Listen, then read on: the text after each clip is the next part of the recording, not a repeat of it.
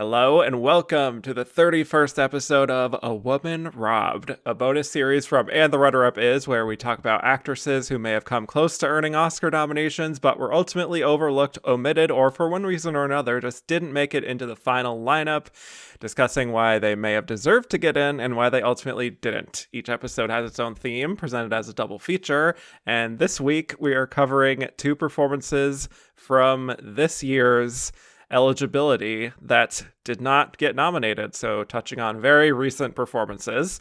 My guest today is always a pleasure to have on the pod, any pod really. She has joined me for episodes of And the Runner-Up Is, as well as A Woman Robbed, plus my other show, The World According to Glenn. She's been all over my little podcast empire at this point. Owner of the site Female Gaze, the Film Club, and its podcast. A woman I have often described as clothed by the sun. Welcome back, Morgan Roberts. Oh my gosh, thank you so much for having me back. I just feel so grateful to be in your orbit. So thanks for letting me be my weird little self every time Of I'm course. on. Yes, I am your mother and your mother's mother. So Well, there are going to be so many mom I know. references just in general for the year 2025. It's the year of So you're the Agnes, mother. year of the mother, year of Agnes's. Yeah. And if you're a mother Agnes, then you're in that dial in Well, that, in that yes, very center of Venn that diagram. Venn Yes. diagram. Yeah. So there you go. Well, let's get into it. So I presented to my patrons here at And the Runner-Up Is a list of 9 of the most notable lead actress performances of this past year that did not receive an Oscar nomination. And the options were Kathleen Chalfant in Familiar Touch, Cynthia Erivo in Wicked for Good, Chase Infiniti in One Battle After Another, Jennifer Lawrence in Die My Love, Julia Roberts in After the Hunt, Amanda Seyfried in The Testament of Anne Lee, Sydney Sweeney in Christie, Tessa Thompson in Hedda, and Ava Victor in Sorry Baby. And the top vote getters were Chase Infiniti and Amanda Seyfried. I feel like this worked out pretty much as expected because most people can probably agree that those two were very likely 6th and 7th. I would guess, barring maybe a Jennifer Lawrence or even Ava Victor maybe contending higher than expected. But I mean, it's a good group, It wouldn't you it say, is a good overall? group, and I Yeah, think your assessment's very right on yeah, placement. yeah. Yes, and once again, as tends to happen, whenever I include Jennifer Lawrence on a poll, she just missed out. For some reason, she is always third Oh, Jen. in this double feature, you know? But look, she has an Oscar and a happy life, so it's fine. But there was support for her and Kathleen Chalfant, Love which was that. nice, and Tessa Thompson and Ava Victor. There was a lot of passion for a lot of these contenders. Not as much for like Sydney Sweeney, which is fair, but most of the contenders did get support, which indicates for me a strong year. So, yes, before we delve into Chase and Amanda, Morgan, do you have any thoughts on this Best Actress lineup we did get this year, which for people who are maybe living under a rock who are also listening to this episode for some reason, we had Jessie Buckley, Rose Byrne, Kate Hudson, Renata Reinsva, and Emma Stone. And yeah, any theories as to why they maybe emerged as the top 5? I think there are some really strong performances this year. I think Jessie Buckley obviously is kind of coming out as this front runner. She truly gives, when we're talking mother, that's a performance that truly earns that title there. And I think it's really interesting watching Rose Byrne have such a passionate group of people behind her, really kind of elevating her. I'm not mad at it because, I mean, we were talking about trying to make Spy 2 happen. So, like, we love Rose. Yeah. I think the more befuddling ones are obviously Kate Hudson, not because she's not talented, but because Song Sung Blue is, I mean, for reference, I just finished watching that movie moments before we started recording. It is wacky in so many ways. It's all over the place. But I think that Kate has always been such a strong performer that I find it really interesting that she was able to kind of be seen outside of a lot of that, for lack of a better term, mess. Yeah. And I'm happy for that because I think that there are movies every year where I watch a film and go, this is bonkers, but like this person in this film is so freaking good. And I'm really mad that they're so good in a movie that is such a disservice to them. Feel that for Kate, but I'm all about Kate Hudson finally getting a little bit of a resurgence after she kind of got relegated to rom-coms for forever. And then the Emma Stone thing is just always going to bewilder me. I find that as she and Yorgos keep working together, the work just keeps getting more and more uninspired and extremely obtuse in the most uninteresting ways. I really miss the days when Emma Stone was in a film like The House Bunny or working on a passion project like Battle of the Sexes, which I think she's so good in that film. And the fact that we're Yeah. going almost a decade since having a really strong performance like that from her, and yet she keeps getting recognized. I guess incel culture still needs representation. They're feeling left out somewhere. I don't know. Wow. Um, and because that's what I've just been finding Yorgos's films to be really alienating as a female audience member. And I, again, find it just really odd to see Emma Stone leaning into that. And so that's my spicy hot take there. We love a Morgan hot spicy take. And you're already coming in, 5 minutes into the pod with a good one there. Coming in hot. Well, before I add my thoughts, any thoughts on Renata Reinsve too? Oh, I think it is such an interesting performance. And I think that Hmm. I think it's really interesting to see how in less than a decade, she has kind of gone from this. She's basically an unknown when she comes in with the worst person in the world. And that's a Right, film that ends up getting a lot of recognition, even though she kind of really only gets a BAFTA nomination. right. To see her be so embraced is really wonderful. I think she is such a natural talent. I think the film is just hitting in a very specific way. And I also find that very interesting because I think films that can be kind of critical of the craft, which I think Sentimental Value is. I think there's celebration in it, certainly, but there's a lot of critique on creative people. And I think just a couple years ago, we saw May December do that and get completely shut out. Right. And Yeah. so the fact that maybe everyone is just in a sad girl space because they're just like, you know what? Tell us that we're arrogant and tell us that we kind of abuse each other and tell us that we're bad parents kind of thing, because Sure. that's a lot of what was happening in that film. And Hmm. I'm both surprised and delighted that it's getting embraced. Yeah.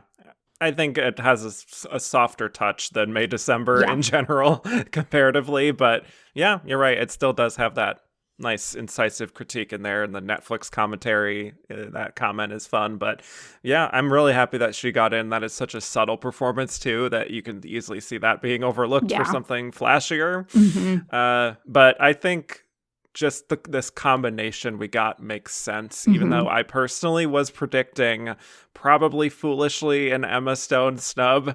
I felt like it was between 6 actresses competing for 5 slots, and I had, I guess, done some fan fiction in my head, like convincing myself that maybe because Emma's not really campaigning for this Oscar, maybe she might miss out compared to, like, I saw all these other people really like on the campaign trail, especially Chase and Amanda too, Yeah. honestly. So yeah, but I'd say it's a pretty good group. I'm hesitant to say more because I will be doing my Best Actress Yes. episode very soon on this year on And the Runner-Up Is, but it is one for me where, like, I feel like we do have like a few really great contenders, like a lot of the ones I listed earlier that didn't make it, that I wish had more of a shot to get nominations because, Jessie Buckley, Rose Byrne, Emma Stone, they all got in everywhere. Renata Reinsve got in everywhere except SAG because they hate anything not Yeah. American. Kate Hudson got in actually everywhere except Critics' Choice.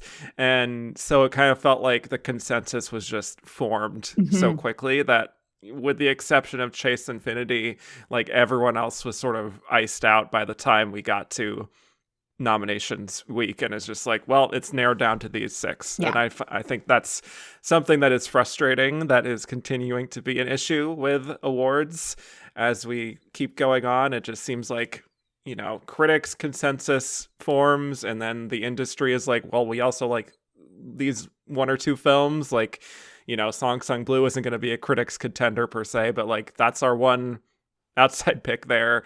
And so it just kind of is like, okay, we have these 5 or 6 that we like. Totally. And I just wish we could be a little more adventurous.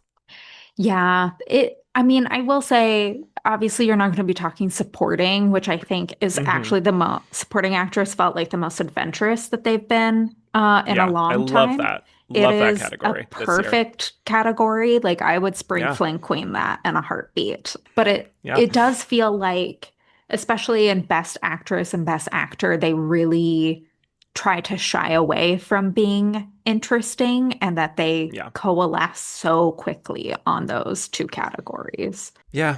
So anyway, we will see who wins. There are some, like, we're a few weeks ahead of the Oscars, Mhm. and seems like there's a consensus on how actress is going to play out, but you never know. The industry will soon weigh in. Yes. But we are here to talk about 2 performances that, despite not getting nominations, still, I think, will live on. Starting with Chase Infiniti in One Battle After Another. Why is your shirt so tight?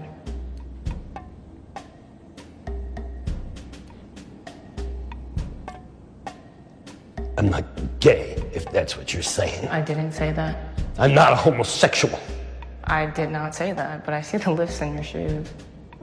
Oh, you are a smart ass. You're this little princess, aren't you? Smart mouth. Like your mother had a smart mouth and I buried her.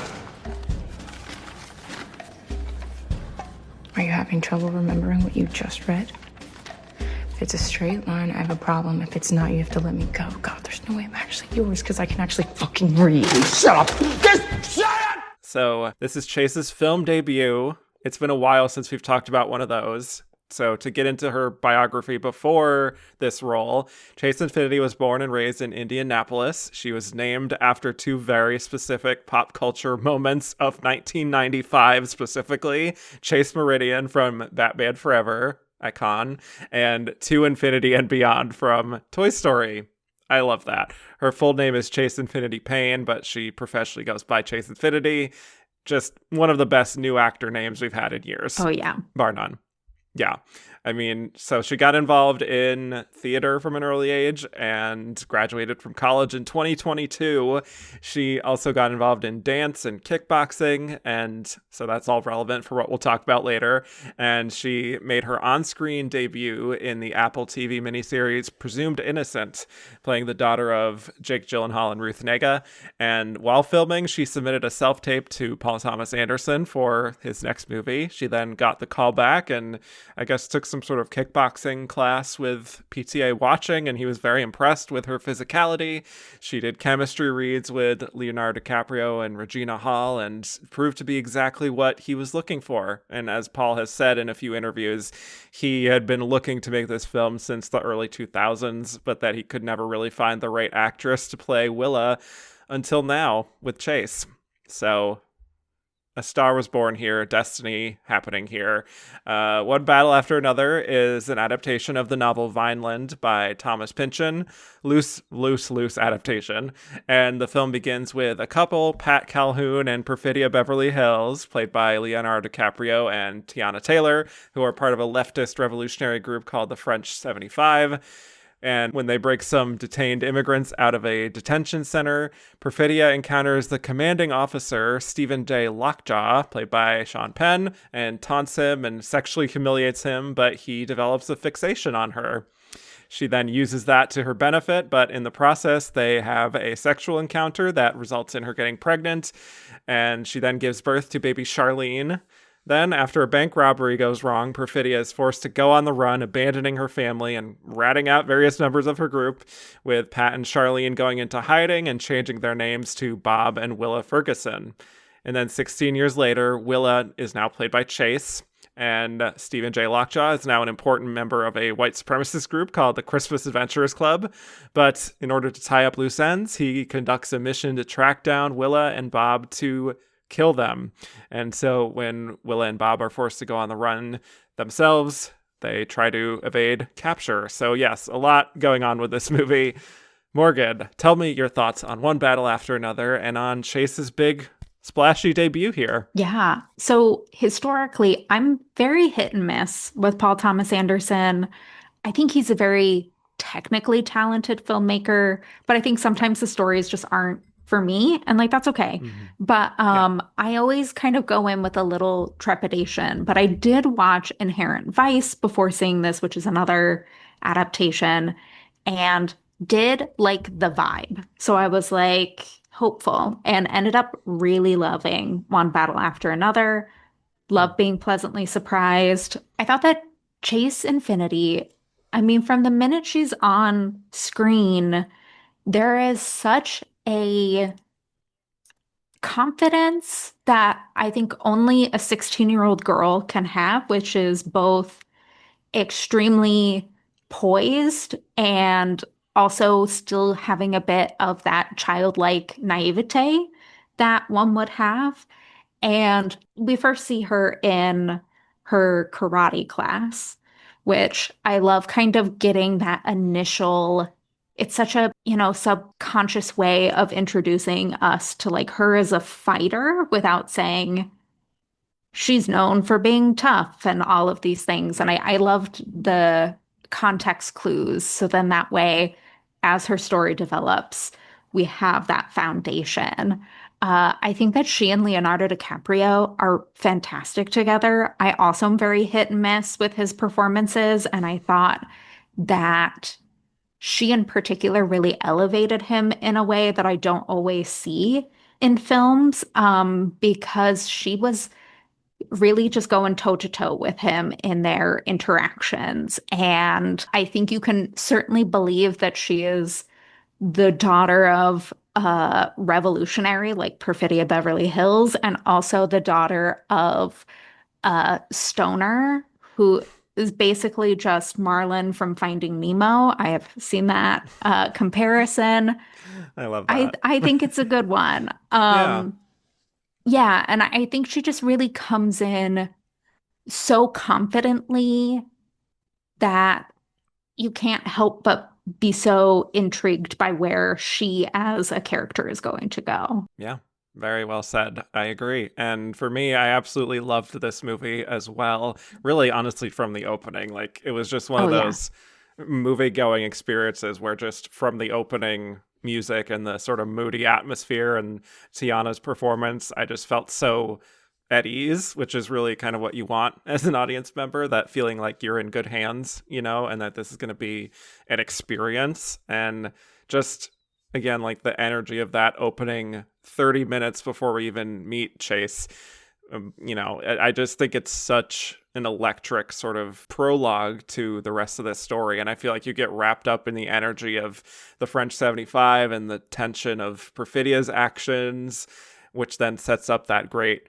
father-daughter love story, I would say, in many ways. And I love how Paul Thomas Anderson feels so in control of the tone, because it's funny, it has a great screwball energy to it, but it never feels like forced sort of hijinks. It feels like a lot of nervous energy and like all of these egos bouncing off each other. And as I said in my initial review of this, it feels like a great encapsulation of where we are now as a society, and how so many of us are just looking for purpose and meaning, and nothing makes sense out in the world, and just we want to belong to something. We feel isolated, and maybe we do mess up a lot, and that there's also a great deal of danger in the world, but that there can also be hope too, and that there's hope for future generations. And so, like, yes, it is like poking some fun at the generation gap here and there, but I think it is a surprisingly hopeful film in the end, which is why I think so many people probably respond to it and why they keep wanting to go back, seeing it again and again. And Chase, in the way that she inhabits her character, represents that hope, Totally, totally. Because she and a lot of the other women, I mean, especially Tiana and Regina Hall, their characters really have to encapsulate resilience in a way that I think you don't have to have that same resilience in someone like Bob, because even though Bob is paranoid while watching Battle of Algiers and he has his kind of both comical and flighty moments, he does deeply care about the world, but the world already is designed for him. And so he does kind of get to spend 16 years being a single dad. And not to say that that's not hard, but there is a different focus and a different energy because he's not a single dad and also still fighting in this revolution, because you do have those great moments where he can't remember a single password, even though his life literally depends on it. Mhm. And it's because he gets to check out because he's a white man. And I mean, you even get to see that with him and Sensei, where this is also a person who like has to be very in tune with what's happening with the world. And I think Chase in particular gets to really play with this idea of not only having to be resilient for your own generation, but having to carry on the resilience of previous generations, because we know her mom isn't there. We have Regina Hall showing up, and obviously she is there trying to protect Willa, but ultimately finds herself captured. And Willa then has to be that person that carries that torch of remembering who these people were and carrying on that type of resilience. And I think it's really powerful, but also done in such a subtle way that I think it really forces you to kind of lean into these performances and what PTA is saying through his script of like, Yeah. this is really what that story is about. Yes, we're going to have comical moments, but like deep down, it is about resilience of people in what we feel are unprecedented times, but our history just repeating itself in many ways. Yeah, I agree. And I think she really, in many ways, steals the film Hmm. from all of these huge established names and feels so comfortable on screen that you just kind of trust her instinctively to, like you said, sort of carry that forward. I mean, I had seen Presumed Innocent before this. Didn't really clock like the true extent of her talents there, but she just seems so at ease and so rooted in reality and in her values and her confidence and some stubbornness too that she very clearly gets from her mother.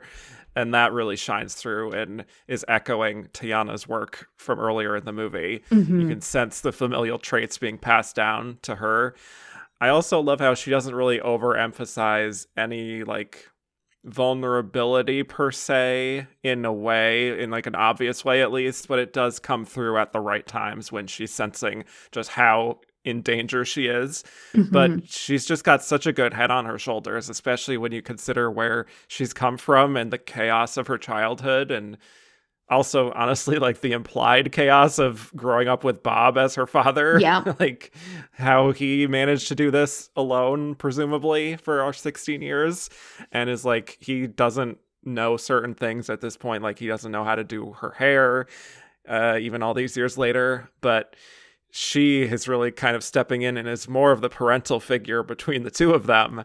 And that's just such a fascinating dynamic, and it's such a luminous performance that I can't take my eyes off her. And the only real critique I would have is that I just wish she has more scenes in the Yeah. movie, Hmm. because I want an even more complex view of who Willa is and her internal struggles with her background. Like it's there and I can see it and you can sense it in her performance. But I feel like in the second half of the film, when she is getting more to do, I still found myself wanting to see more of her and maybe a little less of Sean Penn. You Yes. know, I mean, I would always like to see less of Sean Penn, personally. I set But you up there. yeah, Yeah. thank you. Thank you for listening to this preview of A Woman Robbed, a bonus series from And the Runner Up Is. If you liked what you heard and want to hear more, please go to patreon.com/andtherunnerup and become a patron. Only $5 a month will get you access to bonus episodes, exclusive polls, and early access to regular episodes. Thank you so much for your consideration.